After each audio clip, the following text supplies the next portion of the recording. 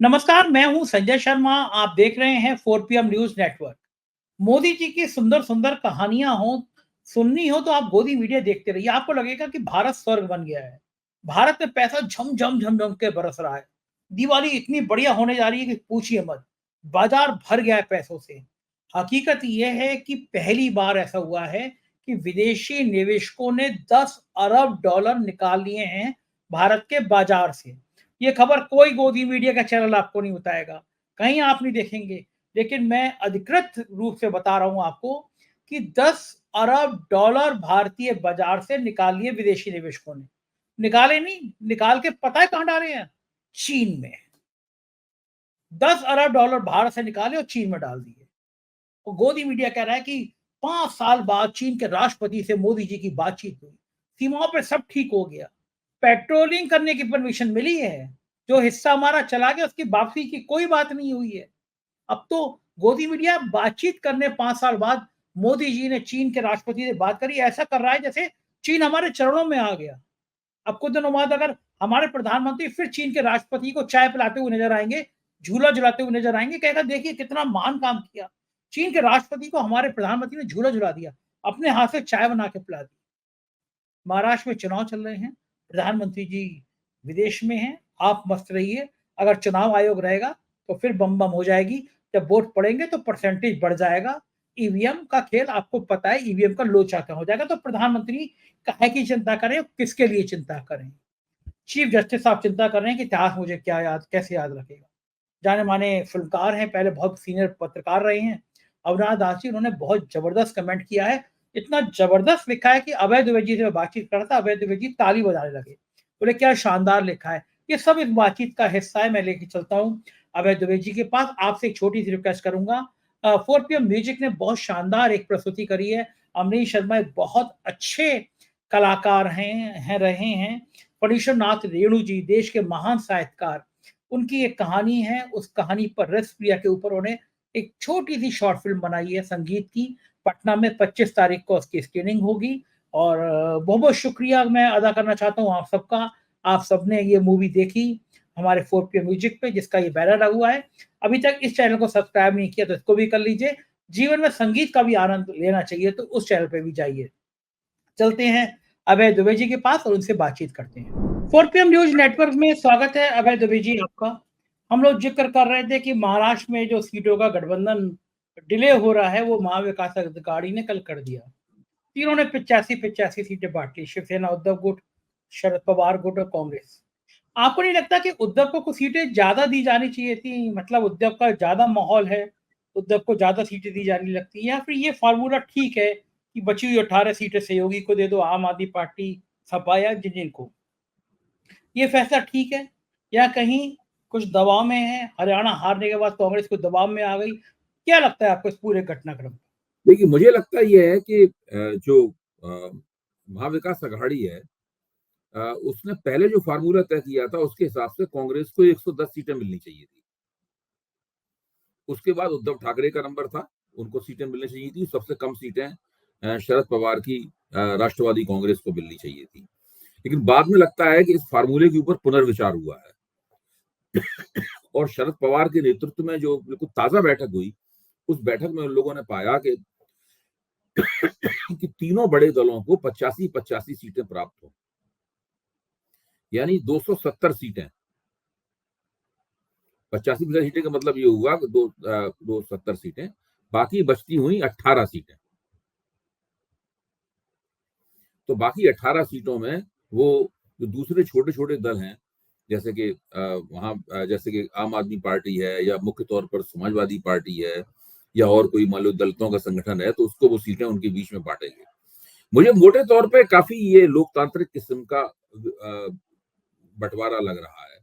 इससे सबसे बड़ा फायदा महाविकास अघाड़ी को ये होगा कि उनके कार्यकर्ताओं को, तीनों पार्टियों के कार्यकर्ताओं को ये नहीं लगेगा कि उनकी पार्टी पीछे है। अगर मान लीजिए कांग्रेस को 110 या 115 सीटें दे दी जाती और उद्धव ठाकरे की शिवसेना को कम सीटें दी जाती और एनसीपी को और भी कम सीटें दी जाती, तो कार्यकर्ताओं को ये लगता कि अ, ये जिस जो पार्टी ज्यादा सीटें प्राप्त की है, अगर वो जीत गई तो वो अपने मुख्यमंत्री पद का दावा करेगी। इससे पहला सबसे बड़ा फायदा महाविकास आघाड़ी को ये हुआ है कि मुख्यमंत्री कौन बनेगा इस सवाल को लेकर महाविकास आघाड़ी में किसी किस्म का तनाव नहीं होगा, कोई झंझट नहीं होगा बिल्कुल। इसके मुकाबले अगर आप महायुति को देखें तो महायुति में भारतीय जनता पार्टी का दावा है 150 सीटें लड़ने का। मिलेंगी कि नहीं मिलेंगी मैं ये नहीं कह सकता, अभी तक वहां से ऐसा कोई संदेश नहीं आया। अमित शाह तो इस पर अड़े हुए हैं कि भाजपा को ज्यादा सीटें मिलनी चाहिए, 150 नहीं मिले तो कम से कम 130 सीटें तो मिले। मेरा मानना है कि 130 सीटों से कम पे तो भाजपा किसी कीमत पे मानेगी नहीं। तो आप सोचिए अगर भाजपा 130 सीटें लड़ेगी या 140 सीटें लड़ेगी या 150 सीटें लड़ेगी तो फिर एकनाथ शिंदे क्या करेंगे, अजित पवार क्या करेंगे, इन दोनों की जो मुख्यमंत्री बनने की महत्वाकांक्षाएं हैं उनका क्या होगा। तो ये महायुति को इस मामले में एक संकट का सामना करना पड़ेगा। भाजपा किसी भी कीमत पर, जिस तरह का ये फार्मूला महाविकास आघाड़ी में तय हुआ है, मुझे नहीं लगता कि भाजपा किसी कीमत पर इस तरह के एक लोकतांत्रिक और समता मूलक फार्मूले की तरफ मानेगी। दूसरा एक और बात हमें ध्यान रखनी चाहिए कोई भी टिप्पणी करने से पहले, ये प्रक्रिया अभी खत्म नहीं हुई है सौदेबाजी की। हो सकता है एक और मीटिंग हो एनडीए में या महाविकास आघाड़ी में, एक और मीटिंग हो और ये फार्मूला कुछ फिर बदले। उधर महायुति में भी फिर मीटिंग हो और वहां भी कुछ फार्मूला बदले। तो हमें इस बात पर भी निगाह रखनी होगी कि ये फार्मूला जरूरी नहीं अंतिम फार्मूला हो, फार्मूला कुछ बदल भी सकता है। क्योंकि देखिए नाना पटोले का रवैया क्या है, कांग्रेस के जो अध्यक्ष है उनका रवैया क्या है, उनका रवैया यह है कि वो उनके पास जितनी सीटों की डिमांड आती है कार्यकर्ताओं की तरफ से वो उनको लेकर अड़ जाते हैं और फिर काफी जिद करते हैं, वो काफी जद्दोजहद करते हैं, काफी झंझट करते हैं नाना पटोले। इस बात को लेकर थोड़े से राष्ट्रवादी कांग्रेस के लोग और शिवसेना के लोग थोड़े से दुखी भी हैं नाना पटोले के रवैये से, लेकिन वो एक तरह से उसकी तारीफ भी करते हैं कि भाई जो कार्यकर्ताओं की डिमांड आती है बंदा उसके लिए लड़ता है, इसमें कोई बुरी गलत बात भी नहीं है। इस तरीके से चल रहा है आगे, लेकिन अब मेरे ख्याल से एक आध दिन में सारा फैसला हो जाएगा दोनों तरफ। एक किताब मुझे महीना भर भी नहीं रहा, 1 महीने भी कम समय कैंडिडेट तय नहीं हो पाते। कितने 20-25 दिन का चुनाव में आप जाइए चुनाव लड़िए, तो ये तो अन्याय है ना, कैंडिडेट के संग भी अन्याय है, जनता के संग भी अन्याय है। क्यों नहीं पहले संजय जी आप एक बात बताइए, हरियाणा में तो भारतीय जनता पार्टी का किसी के साथ समझौता नहीं था, कांग्रेस का किसी के साथ समझौता नहीं था, कितना झंझट था उम्मीदवारों को लेकर वहां पे, कितने बागी थे, कितनी गाली गलौज थी, कितनी टांग खिंचाई थी एक दूसरे को लेकर, नेताओं में कार्यकर्ताओं में क्या तूफान मचा हुआ था हरियाणा में। देखिए भारतीय राजनीति आज जिस दशा में है उस पर हमें देखना चाहिए। स्थिति यह है कि आप गठजोड़ में हैं या गठजोड़ में नहीं है, दोनों ही हालतों में टिकटों का बंटवारा, सीटों का बंटवारा एक अपने आप में बहुत मुश्किल काम हो गया है सभी पार्टियों के लिए। अब जो एनडीए है उसमें भाजपा की चौधराहट स्पष्ट है, भाई भाजपा 240 सीटों की पार्टी है, सबसे बड़ी पार्टी। फिर उसके बाद तेलुगु देशम आती है, वो 16-17 सीटों की पार्टी है। जो जनता दल यूनाइटेड है वो और भी छोटी पार्टी है। लेकिन इसके बावजूद भी आप देखिए भाजपा के अंदर भी इस तरह के तमाम तनाव रहते हैं। उसके हिसाब से कांग्रेस तो इंडिया गठबंधन में उतनी शक्तिशाली पार्टी नहीं है इतनी कि एनडीए में भारतीय जनता पार्टी शक्तिशाली पार्टी है। तो ये गठजोड़ राजनीति की अनिवार्यताएं हैं, इनके तहत ये सब राजनीतिक उखाड़ पछाड़, सामंजस्य स्थापित करना, ये सब करना ही पड़ेगा। और इसके आधार पर चुनाव नतीजा क्या होगा इसका कोई अनुमान नहीं लगाना चाहिए। आप हरियाणा में देखिए कितनी गजब भाजपा में बगावत हुई थी, हम लोगों को कितनी बहस की थी उस बगावत के ऊपर, क्या टीका टिप्पणियां हुई थी, और थोड़ी बहुत नहीं नेता लोग फूट फूट के रो रहे थे। लेकिन नतीजा जो आया उससे लगता है ये, हालांकि नतीजे में बहुत सारे दूसरे इश्यूज भी शामिल हैं उसके अंदर, अभी हम लोग उनकी ऊपर चर्चा नहीं कर रहे हैं, लेकिन ये केवल इस आधार पर कि कौन कहाँ कितनी बगावत हो रहा, किस पार्टी में कितनी उखाड़ पछाड़ है, इससे नतीजे नहीं तय होते। ये बात तो ठीक है। देखिए महाराष्ट्र की राजनीति का एक और बड़ा खराब पहलू सामने आया कि चुनाव के डिक्लेयर हो गया होने, मतलब जिस दिन हुआ उसी दिन सुबह घोषणा हो जाती है कि साहब एक योजना लागू हो गई, आपको पैसा दे दिया जाएगा। एक 15 दिन पहले योजना लागू हुई, 1 महीने पहले योजना, सीधा कैश जा रहा है कि महिलाओं के खातों में, नौजवानों के खातों में। अरे ये काम करना है तो 1 साल पहले कर लो, लेकिन नेताओं को लगता है कि चुनाव के ठीक पहले अकाउंट में पैसा आ जाएगा तो वोट मिल जाएँगे। ये सीधी-सीधी लोकतंत्र को लज्जित करने वाली बात नहीं है, कलंकित करने वाली बात नहीं है, आप सीधा कैश पैसा दे रहे हैं। मैं ये नहीं कह रहा कि देना बुरा है, आप भाई महिलाओं को दीजिए, उनको मजबूत बनाइए, नौजवानों को बेरोज़गारी भत्ता दीजिए, लेकिन 1 साल पहले दे दो। चुनाव से 2 महीने पहले, 1 महीने पहले इसलिए दे रहे हो कि खाते में आएगा तो याद रहेगा कि वोट हमें देना है। और क्या लग रहा है आपको कि महाराष्ट्र में ये बीजेपी को, शिंदे सरकार को ये योजना फ़ायदा पहुँचा देगी, महिलाओं के वोट मिल जाएँगे? देखिए, मैं इसमें स्पष्ट रूप से कहता हूँ कि इन योजनाओं से कोई नुकसान तो हो नहीं सकता है शिंदे को। हाँ, मायावती को नुकसान तो नहीं हो सकता है। बहस इस बात की है फायदा होगा तो कितना फायदा होगा? क्या वो फायदा निर्णायक होगा या नहीं होगा निर्णायक फायदा? हुँ। ये नहीं हो सकता कि शिंदे को इस बात से वोट कम हो जाए कि उन्होंने योजनाएँ जारी की हैं। हाँ, ऐसे जो वोट मिलने हैं उससे कुछ बेशी वोट ही मिलेंगे। दूसरी बात ये है कि इसमें महायुति की जो पार्टियां हैं उनको दोष देने की बजाय हम लोगों को देखना चाहिए कि चुनाव आयोग की इसमें क्या भूमिका है। सबसे बड़ी समस्या चुनाव आयोग की है। चुनाव आयोग लिजलिजा है। चुनाव आयोग मोदी सरकार का प्यादा है, भाजपा सरकार का प्यादा है चुनाव आयोग। भाजपा सरकार की नीति ये थी कि हम महाराष्ट्र का चुनाव हरियाणा और जम्मू कश्मीर के साथ नहीं कराएंगे, हम इतना समय देंगे ताकि जो लाडली बहना योजना है और लाडला भाऊ योजना है, इन दोनों योजनाओं की कम से कम 2 किश्तें लोगों के पास पहुंच जाएं। अक्टूबर की किश्त और नवंबर की किश्त लोगों के पास पहुंच जाए।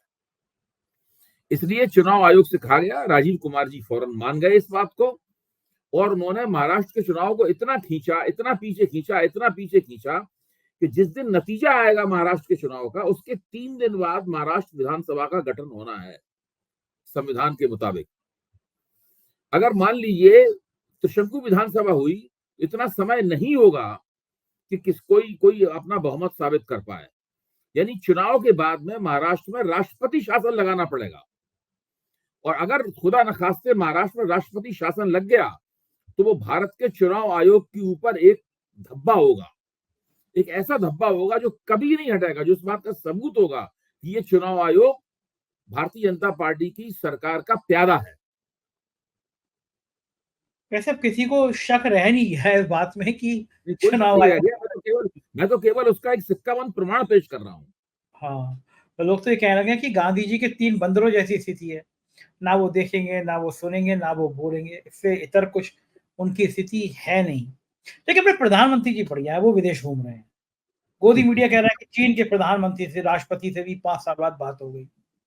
और गोदी मीडिया ये बड़ा प्रचारित करने में लगा हुआ है कि साहब अब बॉर्डर पे कुछ नहीं होगा, शांति हो गई, चीन के राष्ट्रपति से बात हो गई, अब तो फिर से दोबारा झूला झूल लेंगे, चाय बना के पिला देंगे मोदी जी उनको। क्या कुछ इन खबरों में सच्चाई होगी या महाराष्ट्र के चुनाव से पहले नहीं, ये नहीं, खबरें? जो हुआ क्या है उसका तथ्य क्या है? अखबारों ने जो खबरें छापी हैं, उसमें काफ़ी किस्म का काफ़ी जो है ना उसके अंदर ट्वीक दिया गया है सरकार के समर्थन में। रियल असली बात ये है कि चीन और भारत के बीच में तय ये हुआ है कि दोनों देश अपनी-अपनी पेट्रोलिंग शुरू कर दें, यानी सीमा पर गश्त लगाना शुरू कर दें। अभी गश्त भी ठप पड़ी हुई थी। हुँ, भारत के पास गश्त लगाने का भी अधिकार नहीं था।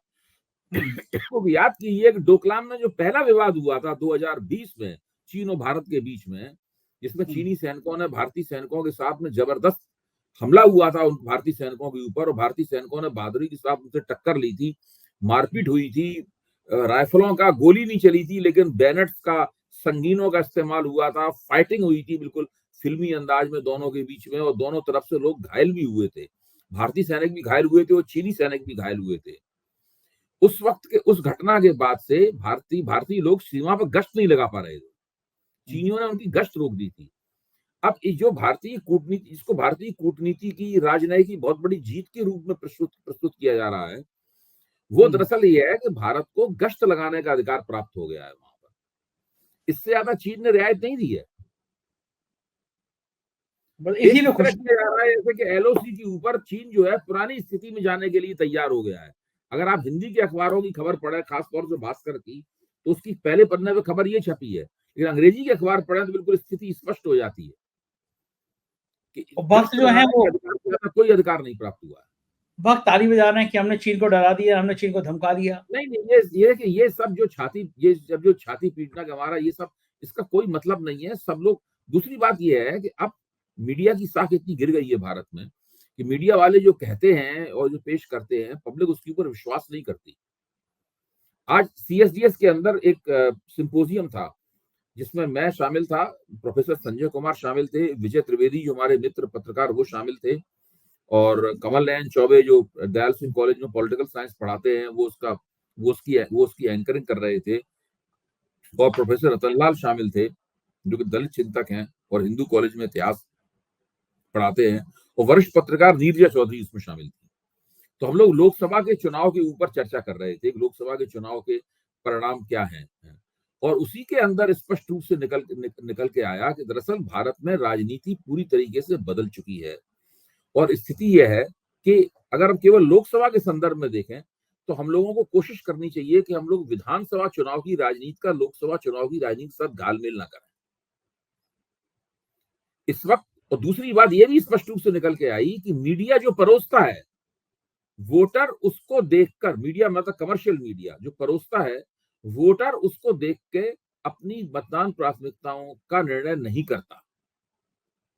उसका सबसे बड़ा प्रमाण यह है कि नरेंद्र मोदी बनारस पर्चा भरने के लिए गए तो 5 घंटे लंबा रोड शो किया उन्होंने। जिस वक्त नरेंद्र मोदी बनारस में वो रोड शो कर रहे थे, उस वक्त हिंदुस्तान के मीडिया का हर रिपोर्टर वहां मौजूद था, हर चैनल का, और वो बिल्कुल नरेंद्र मोदी की इस तरह विरुद्धावली पढ़ रहे थे जैसे कि भगवान अपना ईश्वर उतर के आया है धरती पर, वो अपना रोड शो कर रहे हैं। और हम जानते हैं कि नतीजा क्या हुआ। विशेषज्ञ, एक जो विशेषज्ञ थे वहां पर, एबीपी, उस वक्त एबीपी चैनल पे बैठा हुआ था, तो वो कह रहे थे कि नरेंद्र मोदी ने ये रोड शो करके पूरे पूरे पूर्वी उत्तर प्रदेश को साध लिया है, इस प्रकार की बात कही जा रही थी। आज हम जानते हैं कि ना वो पूर्वी उत्तर प्रदेश को साध पाए और खुद भी वो चुनाव में उनकी दुर्गति होते होते बची। तो जो मीडिया परोसता है उसके आधार पर भारत के मतदाता ने वोट देना बंद कर दिया है। ये बिल्कुल बिल्कुल तय बात है। देखो ठीक बात है, क्योंकि गोदी मीडिया इतना हरा-हरा दिखाता है। एक इतनी सनसनीखेज खबर आई थी कि भारतीय निवेशकों ने 10 अरब डॉलर निकाल लिए हैं। आप सोचिए, आज तक के इतिहास में कभी ऐसा नहीं हुआ कि 1 महीने के भीतर 10 अरब डॉलर निकल जाएँ। शेयर मार्केट धड़ाम हो गया है, और खतरनाक बात ये है कि जो निकाले हैं पैसे, वो भारत से निकाले हैं, क्योंकि भारत में डामाडोल स्थिति दिख रही है। और खतरनाक बात ये, निकाल के उन्होंने चीन में लगा दिए पैसे। चीन की इकोनॉमी को उन्होंने बेहतर बता दिया कि चीन में ज़्यादा भारत से 10 अरब डॉलर, और यहाँ पे कसीदे पड़े जा रहे हैं कि हमारी तो शान बहुत अच्छी हो जाएगी। अबे जी, 10 अरब डॉलर निकालने का संकेत क्या है दुनिया में? नहीं, आपने जिस खबर का जिक्र किया है ये खबर बहुत महत्वपूर्ण है। सवाल ये है, सरकार हमेशा इस तरह की खबरें जब आती हैं तो जो सरकारी मीडिया यानी गोदी मीडिया है, वो उन खबरों को ट्वीट करने के फिराक में रहता है। वस्तुस्थिति यह है कि सरकार की जो नाकामियां हैं, उन नाकामियों का प्रमुख पहलू आर्थिक है। जो स्टॉक मार्केट है उसमें आया हुआ उछाल किसी भी कीमत पर भारतीय अर्थव्यवस्था की बहबूदी का प्रमाण नहीं है। देखिए, जीडीपी के जो आंकड़े हैं और स्टॉक मार्केट का उछाल है, अगर वो भारतीय अर्थव्यवस्था की वास्तविक स्थिति की नुमाइंदगी करता होता तो इस वक्त भारत में गरीब आदमी के चेहरे पर चमक होती। ठीक बात। मैं ये मानता हूं, और इस बात को आज मैं सीएसडीएस में कह के भी आया हूं, कि वोटरों ने इस बात को 4 PM के मंच पर भी मैं कई बार कह चुका हूं, कि वोटरों ने 2024 के लोकसभा चुनाव में आधा काम किया है। बचा हुआ आधा काम वो अगले लोकसभा चुनाव में करेंगे। वो अगला लोकसभा चुनाव 1 साल बाद होता है कि 2 साल बाद होता है कि 4 साल बाद होता है। प्रोफेसर संजय कुमार जो हमारे साथ थे, उनका साफ कहना था, कि उनको ये लग रहा है कि 2 साल के अंदर अंदर इस सरकार के सामने बहुत बड़ा संकट खड़ा हो जाएगा। उन्होंने कहा इसका कोई आज भी नहीं कह सकता बैठ के कि संकट का कारण क्या होगा। उन्होंने कहा मुझे लग रहा है, ऐसा संकेत इस तरह के मिल रहे हैं कि ये सरकार 2 साल बाद बहुत बड़े संकट का सामना करने के लिए जा रही है, और उसमें ये सरकार गिर भी सकती है, लोकसभा चुनाव भी हो सकते हैं, और लोकसभा चुनाव होंगे तो कोई भी नतीजा आ सकता है, कोई गारंटी नहीं है कि ये सरकार दोहराई जाए, रिपीट हो सरकार। तो बिल्कुल सारी जो राजनीतिक स्थिति है, राजनीतिक स्थिति के बारे में कोई भी सुनिश्चित तरीके से कुछ नहीं कह सकता है। वो जमाना चला गया जब हम 4 जून से पहले की स्थिति में कहते थे कि नरेंद्र मोदी की सरकार है और नरेंद्र मोदी की सरकार रहेगी, वो वक्त निकल चुका है। बिल्कुल ठीक कह रहे हैं। और अनिश्चितता के बादल तो हर जगह रहते हैं और लोग याद करने की कोशिश करते हैं कि हमें इतिहास में कैसे लिखा जाएगा। चंद्रचूड़ साहब ने भी पूछा था कि भई मुझे पता नहीं इतिहास मुझे कैसे याद करेगा। फिर भगवान जी के सामने खड़े होके उन्होंने कहा कि भगवान जी फैसला करा देना। एक बहुत हुँ, अच्छे पत्रकार रहे हैं अपने ज़माने में अविनाश दास जी, हुँ, एनडीटीवी भारत सब में काम किया, वो फ़िल्म लाइन में चले गए, डायरेक्टर हो गए। हुँ, उन्होंने हुँ, एक बहुत बढ़िया ट्वीट किया है, एक्स पे हुँ, लिखा है उन्होंने, मैं वो थोड़ा-सा हुँ, पढ़ के सुनाता हूँ। उन्होंने हुँ, कहा कि सुप्रीम कोर्ट के मुख्य न्यायाधीश डीवाई चंद्रचूड़ को याद किया जाएगा। राम मंदिर के फैसले का सहलेखन, सहलेखक और फिर उस पर हस्ताक्षर करने का साहस नहीं दिखाने के लिए। दूसरा, चुनावी बॉन्ड को अवैध घोषित करने और फिर ये सुनिश्चित करने के लिए कि ना तो पैसा वापस लिया गया और ना ही किसी को दंडित किया गया। हुँ, तीसरा, चंडीगढ़ चुनाव के निर्वाचन अधिकारी को अपराधी कहने और फिर उनके हुँ, खिलाफ कोई कार्रवाई ना करने के लिए याद रखा जाएगा। शिंदे, फडणवीस, अजित पवार सरकार को अवैध कहने, राज्यपाल के कार्य को अवैध कहने और फिर बिना किसी ठोस निर्णय के वही सरकार को शेष कार्यकाल के लिए जारी रखने की अनुमति के लिए याद रखा जाएगा। इस मामले को अवैध स्पीकर के पास वापस भेजते हुए उन्हें अवैध फैसले लेने की अनुमति देने के लिए याद रखा जाएगा। हिडनबर्ग के आरोपी की जांच के लिए विशेषज्ञों की एक टीम बुलाने के लिए बजाय इसके कि अडानी इंटरप्राइज कहा जाए कि वो हिडनबर्ग को अमेरिकी अदालतों में मुकदमा करे, इसके ऊपर याद रखा जाएगा। अनुच्छेद 370 को हटाने की संवैधानिक वैधता पर निर्णय लेने में देरी करने और फिर यह निर्णय करने के लिए फैसला उचितता याद रखा जाएगा। इस बात के लिए भी उमर खालिद बड़ा महत्वपूर्ण सवाल उठाया। उमर खालिद की कैद को जारी रखने के लिए एक ऐसा व्यक्ति जिसे जमानत से वंचित किया गया है क्योंकि वे अमीर नहीं है, शक्तिशाली नहीं है, मुसलमान है, उसको याद रखा जाएगा। 4 साल से जमानत नहीं हो रही है। भीमा कोरेगांव मामले में आरोपियों को जेल में रखने, फादर स्टेन स्वामी की मौत, प्रोफेसर साईं बाबा की मृत्यु के लिए जब यह स्पष्ट प्रमाण था कि मामला पूरी तरह से गलत था। कुछ ऐसी विरासतें हैं जिन्हें वो छोड़कर जा रहे हैं।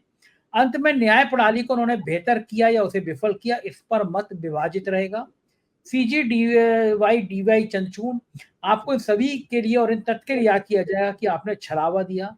पुनश्च उन्हें प्रधानमंत्री के साथ पूजा करने के लिए भी याद किया जाएगा जिसमें वो कैमरामैन की भूमिका में थे। अब बताइए। मज़ा आ गया। मैं आपको बताऊँ ये इसे कहते हैं ज़बरदस्त समीक्षा। इसे कहते हैं दोनों पक्षों को सामने रखना। जिस विरासत जिस विरासत के लिए वो मरे जा रहे हैं, वो विरासत इस तरीके से भी समीक्षित हो सकती है, ये इसका सबसे बड़ा प्रमाण है। मज़ा आ गया, बिल्कुल बेहतरीन, जिसकी प्रशंसा की जाए उतना हाँ, बेहतर है। मुझे लगा लाजवाब, लाजवाब, घबराहट की देखा लाजवाब। कोई ज़रा ये ट्वीट मुझे भी फॉरवर्ड कीजिए प्लीज़।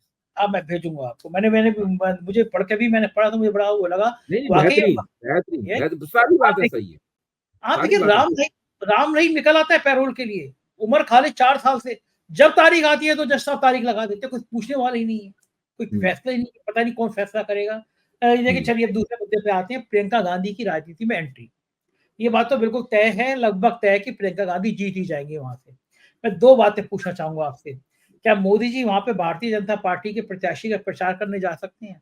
स्मृति हुँ, ईरानी का करने तो नहीं आए थे वो अमेठी में। हुँ, लेकिन प्रियंका गांधी पे इतना हमला करते हैं, तो क्या जा सकते हैं? पहला सवाल। दूसरा, प्रियंका गांधी सांसद बनकर जब आ जाएँगी, अभी तो राहुल गांधी जब प्रधानमंत्री निकल लेते हैं, कभी ऐसा नहीं होता कि राहुल गांधी बोल रहे हैं, प्रधानमंत्री सामने बैठे हों। लेकिन जब प्रियंका भी आ जाएँगी, तो हाउस में जब प्रियंका बोलेंगी, राहुल होंगे, तो अंदर का नज़ारा कैसा होगा? आपको क्या लगता है? देखिए, मैं ये मानता हूँ प्रियंका गांधी, गांधी परिवार की सबसे अच्छी वक्ता है। यहाँ तक कि लोग इंदिरा गांधी से तुलना करते हैं। मैंने इंदिरा गांधी के भाषण सुने हैं अपने बचपन में। इंदिरा गांधी से भी अच्छी वक्ता है। अपने पिता राजीव गांधी से भी अच्छी वक्ता है। इसका मतलब इंदिरा गांधी और राजीव गांधी को कमतर नहीं आंक रहा हूँ। लेकिन वो वक्तृत्व यानी भाषण देने की जो कला है, उसमें प्रियंका गांधी इन सब लोगों से आगे हैं और इस वक्त कांग्रेस में भी उनके मुकाबले का कोई वक्ता नहीं है।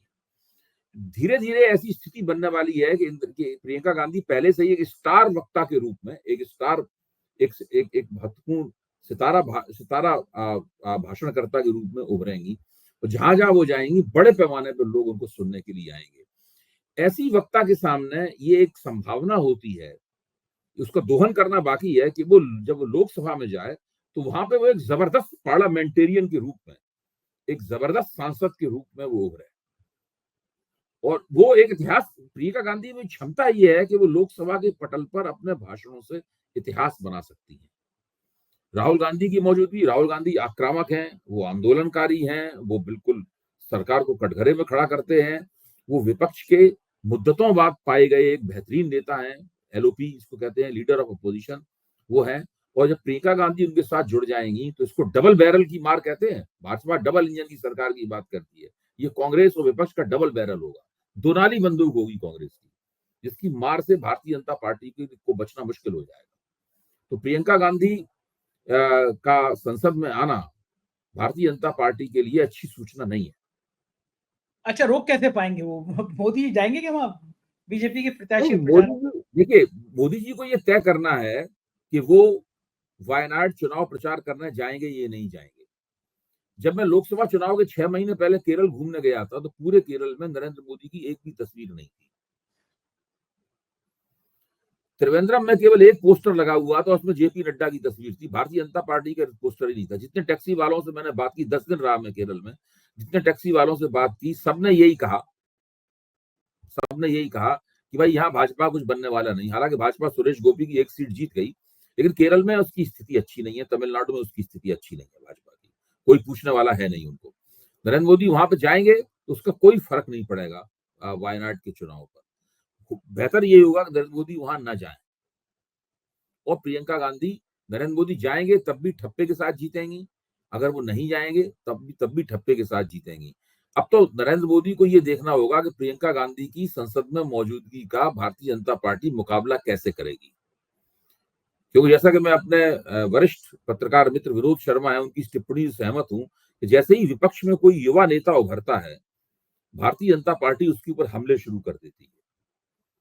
चाहे वो उमर अब्दुल्ला उभरे हों, चाहे वो सचिन पायलट उभरे हों, चाहे वो तेजस्वी यादव उभरे हों, चाहे वो अखिलेश यादव उभरे हों, एक जमाने में राहुल गांधी उभरे थे।